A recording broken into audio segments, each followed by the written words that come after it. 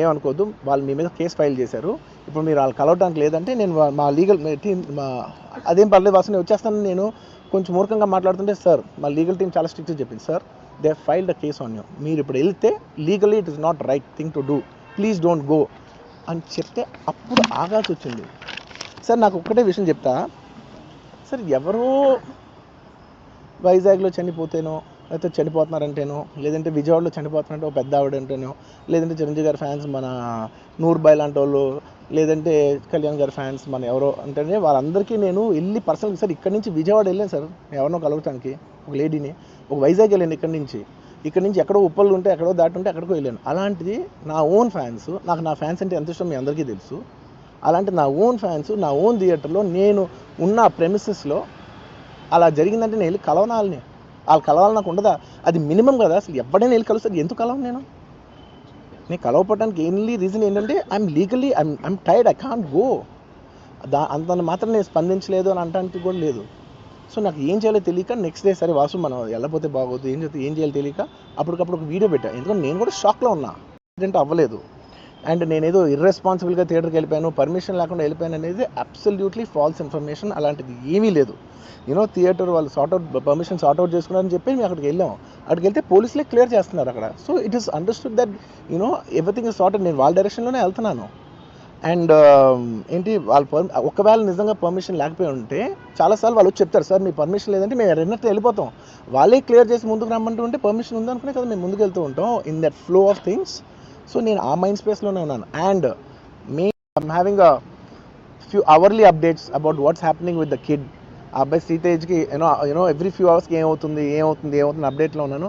Good thing ఏంటంటే తను బాగున్నాడు, లైట్ కదులుతున్నాడు, he's progressing, this good thing that's are happening. ఇన్ని మిస్హ్యాప్స్లో అదొక్కటి ఆనందపడగలిగిన విషయం.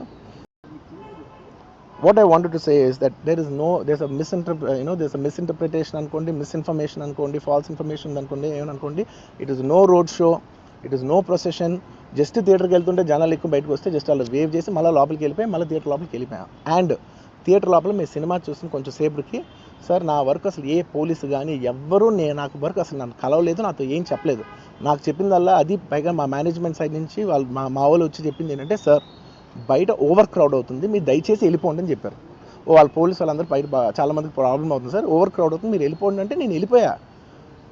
సినిమా స్టార్ట్ అయిన కొంచెంసేపు నేను వెళ్ళిపోయా. నేను మా వైఫ్ అందరూ మేము బయటకు వచ్చాము అంతే. నాకు అసలు ఆ తర్వాత నెక్స్ట్ డే నాకు తెలిసింది ఒక లేడీ ఇలా ఉందంట, కళ్ళు తిరిగి పడిపోయిందంట, ఆ తర్వాత ఆవిడ పాపం చనిపోయిందంట, ఇలా ఒక కిడ్ ఉన్నాడు అంటే నేను షాక్లో గురయ్యా. అంటే నాకు తెలీదు అసలు, నెక్స్ట్ డే వరకు నాకు అసలు తెలీదు. I had no idea.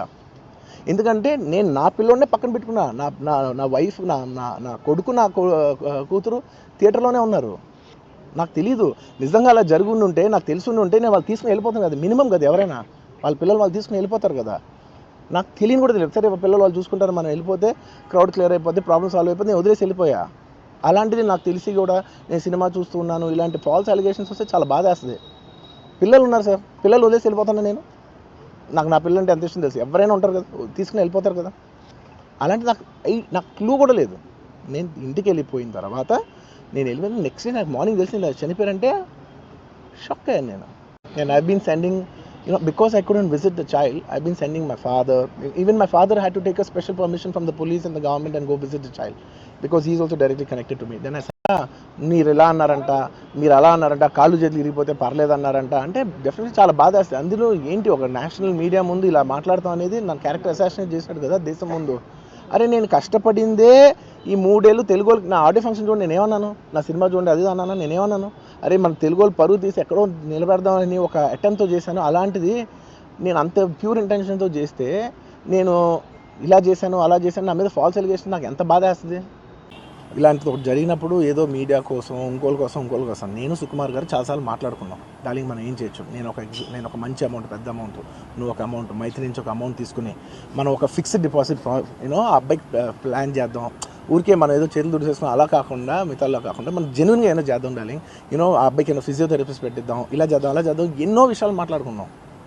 అంత మాట్లాడుకున్న తర్వాత నేను కేరింగ్గా లేను సార్, ఎలా ఉంటాను sir, I have the same age kid. నా కిడ్కి ఎలా అయిందంటే నేను అలాగే ఫీల్ అవుతాను కదా. ఐ నాట్ అ ఫాదర్, నాకు ఉండదా? ఇన్ని క్యారెక్టర్ ఇంత అసాసినేట్ చేసినప్పుడు ఇట్స్ పబ్లిక్లీ హ్యూమిలియేటింగ్.